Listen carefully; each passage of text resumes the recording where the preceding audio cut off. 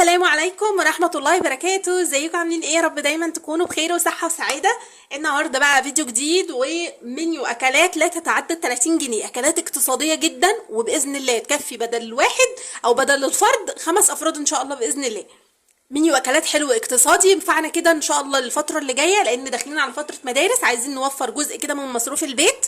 فهنوفره ازاي؟ نمشي على قدنا، نبدا نعمل اكلات اقتصاديه ونوفر كتير على قد ما نقدر عشان نجيب للولاد طلباتهم. فتعالوا كده نقول بسم الله ونحط اللايك، واهم حاجه اوعي تنسي الاشتراك في القناه، وما ننساش نصلي على الرسول في الكومنتات. اللهم صل وسلم وزد وبارك عليك يا حبيبي يا شفيعي يا رسول الله. وتعالوا نقول بسم الله ونبدا المنيو. زي ما قلت لكم النهارده معايا 15 اكله، كل اكله فيهم لا تتعدى ال 30 جنيه ان شاء الله باذن الله، مش هتتعدى. وبامر الله لو حابين اكلات اكتر من كده ب 50 او ب 100 اكتبوا لي في الكومنتات وانا هعملها لكم. لو حابين ميزانيات معينه الفتره اللي جايه برده اكتبوا لي وانا هعملها لكم ان شاء الله. طيب الميزانيه دي او المنيو ده ينفع قوي للناس اللي هي اصحاب الميزانيات اليوميه، اللي بياخدوا مثلا 50 100 وعايزين يمشوا الدنيا عشان يجيبوا التزامات المدارس، او لو احنا حتى مصروفنا بالشهر وعايزين نمشي الدنيا الفتره اللي جايه دي عشان ايه نلم شويه فلوس حلوين، فبجد هتستفادي جدا.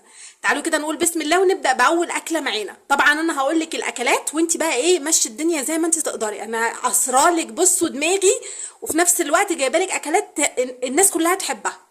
اول حاجه كده اول اكله معانا هنعمل باميه بالليمون وجنبها بتنجان مخلل وعيش وبس.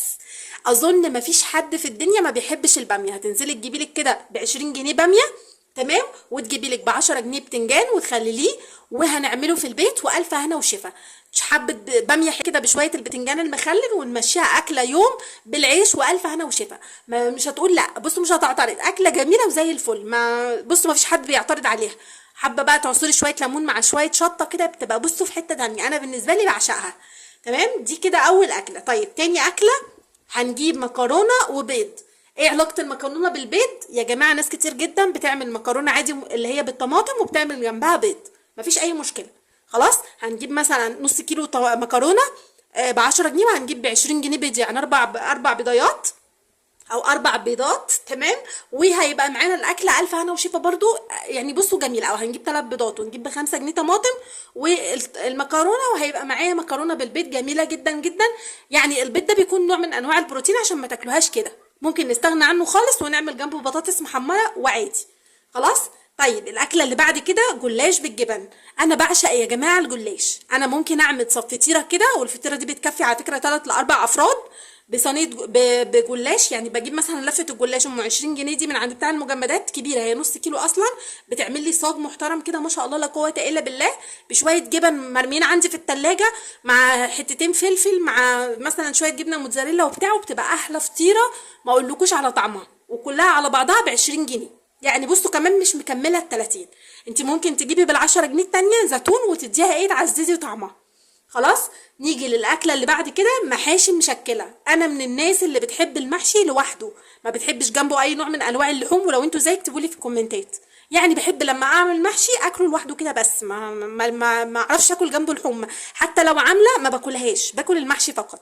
فانت برضو تقدري تنزلي تجيبي مثلا 2 كيلو من البتنجان، الكيلو ب10، وتشتري مثلا نص كيلو فلفل ب5 جنيه ولا ب10 جنيه، وتعملي شويه محاشي مشكله والف هنا وشفا.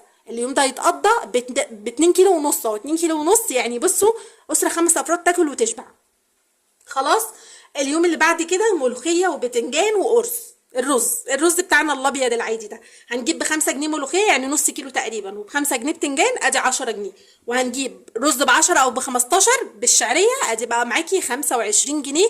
اكله حلوه جدا. طبعا هنجيب ب5 جنيه ماجي عشان هنطبخها مثلا قرداحي، او لو عندك شويه شوربه في التلاجة الدنيا هتمشي. وانا عن نفسي بعشق الملوخيه والبتنجان قوي، ما بحبش الرز جنبهم، بحبهم بالعيش.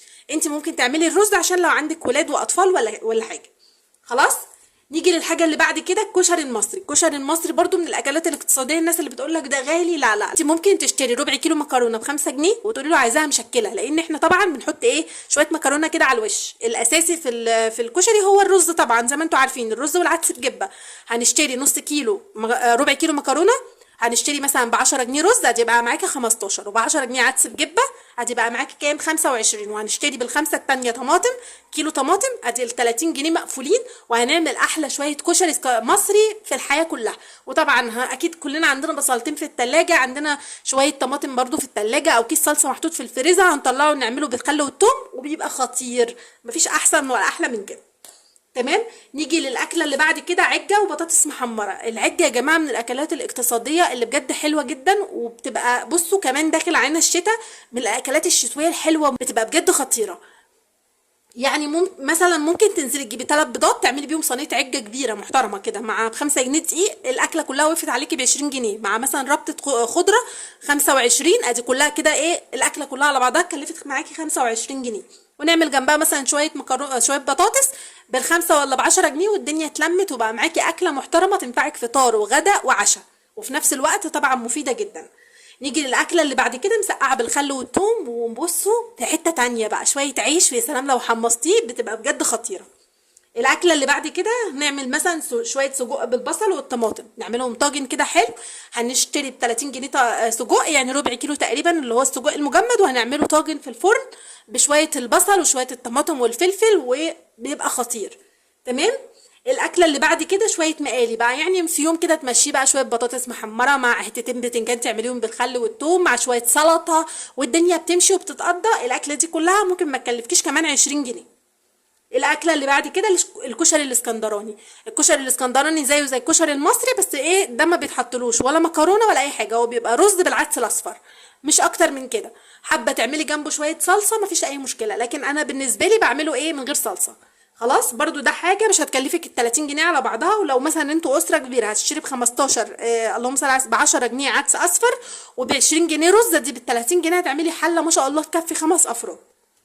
الاكله اللي بعد كده الكبده وقوانص. يعني ممكن مثلا نبدا نغلي من دلوقتي، نجيب ب 50 جنيه كبده وقوانص ونمشي الدنيا، او حتى ممكن نشتري ربع. هو الكيلو ب 100 جنيه، النص كيلو ب 50، الربع ب 25. يعني ممكن برضو تجيبي يوم ب 25 جنيه كبده وقوانص ربع كيلو، وتزودي لهم شويه البصل وشويه الفلفل، وتحطي طماطميه حلوه وسنه توم صغننه كده وعصره ليمونه، بتبقى خطيره.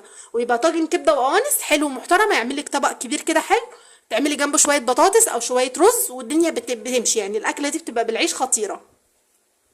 الاكله اللي بعد كده شويه اجنحه بالبطاطس، برضو طاجن. الاجنحه يا جماعه الكيلو ب 45 جنيه اللي هي الهياكل، انت ممكن تشتري نص عادي ما بتتكسفيش، روحي اشتري على قد اللي معاكي وما تتكسفيش، مشي الدنيا يا جماعه عشان الدنيا تمشي معانا. يعني انا ممكن اروح اشتري اقول له انا عايزه نص كيلو عادي، انا والله بشتري نص كيلو اجنحه، بس بتبقى الاجنحه اللي هي من غير الهيكل. انت برضو ممكن عادي تقولي له انا عايزه نص كيلو، هيدولك مثلا في حدود ال 30 جنيه، وتعملي عليه مثلا شويه بطاطس وتعمليها مثلا طاجن في الفرن، بتبقى خطيره وتاكليها كده بالعيش والف هنا وشفا. الاكله اللي بعد كده ممكن نشتري ب 30 جنيه بانيه. والله يا جماعه انا بشتري ب 30 جنيه، عشان الناس اللي هتقول لك لا ما فيش الكلام ده، انا بروح اقول له انا عايزه 30 جنيه، لان انا بتعامل مع حد عارف ان احنا فردين وعارف اني بشتري منه حاجتي على طول. فاكيد طبعا كلنا بنتعامل مع ناس معينين بتوع الفراخ، اكيد طبعا حضرتك بتبقى متعوده عليه، فبتقولي له انا عايزه ب 30 جنيه، مش هيقول لك لا، هيديكي وهتقطعيهم ستريبسات وتعملي احلى ستريبس في الحياه جنبه شويه رز او شويه بطاطس محمره وكاتشب ومايونيز، واليوم بيمشي. وكل دي اكلات برده ب 30 جنيه. يا رب تكونوا استفدتوا من المنيو ده، وان شاء الله باذن الله استنوا مني افكار تانية حلوه باذن الله هتعجبكم جدا. والفتره اللي جايه نقدم افكار للتحويش خطيره، ما اقولكوش بقى. ان شاء الله يا رب تعجبكم. هشوفكم بقى الفيديو الجاي، ولو معايا لحد هنا بشكركم، واوعوا تنسوني باللايك والاشتراك في القناه، وما ننساش نصلي على الرسول في الكومنتات. اشوفكم الفيديو الجاي، السلام عليكم ورحمه الله وبركاته.